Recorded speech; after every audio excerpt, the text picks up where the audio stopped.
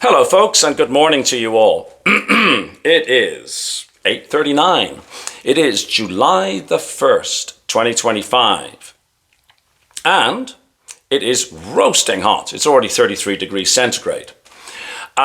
We spent yesterday working in the yard in equally hot weather so that today we can relax. We can relax by the water and just take it easy.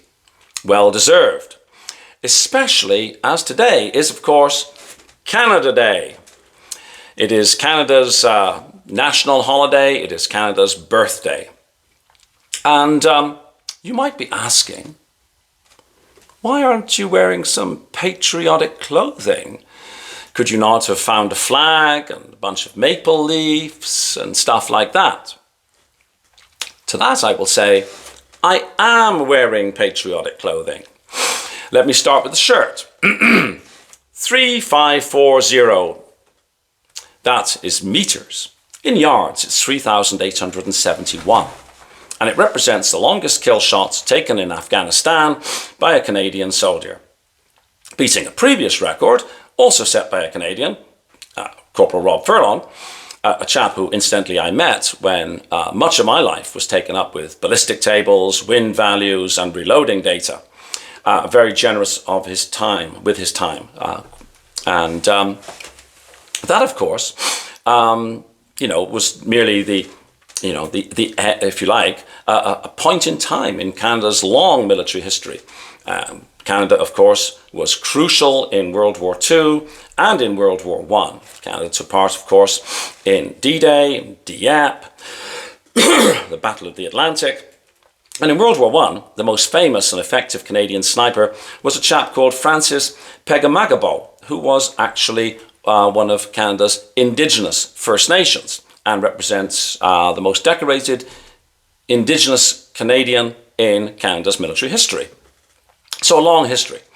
And I take my hat off to all the men and women who serve in Canada's armed forces, protecting Canada from coast to coast to coast on this Canada's birthday.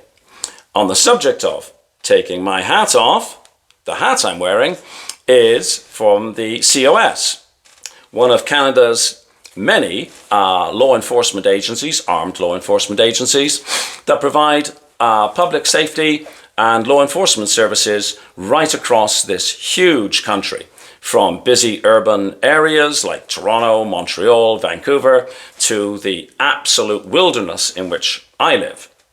So if you're stuck on the side of a highway in minus 30, or there's a bear in your kid's schoolyard, the sight of a member of the RCMP or a member of the COS or municipal police or sheriffs or tons of different agencies, I think Canada's got about 400 of them, will be a very welcome sight.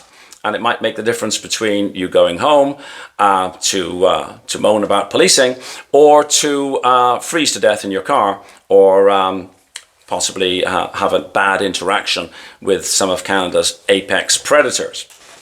So again, I commend the brave men and women who 24/7, 365 help keep Canada and its tourists safe in some of the most spectacular but very challenging terrain and climate conditions that we experience here in Canada. So that's about it for me. Just a Canada Day message, thanking you all for your continued watching, continued comments, continued engagement. That's really, really cool. And making this a really, really fun hobby. I'm absolutely overjoyed. But now I think it is time for me to wrap this up. There's no boxing chat today. Canada has a long history of boxing as well, as you know, from Sam Langford, who I did a video on, George Chuvalo, who I did a video on, right through to today's aspiring boxers. So boxing, I think, is healthy in Canada. And I try on this channel to keep an eye to the south, to watch what's happening in the United States, to keep an eye in another direction, to find out what's happening in Europe, and kind of on the Pacific, having a look at what's happening in the Pacific. So I feel that's reasonably well situated, without feeling that I have to cheer for any particular geographical region.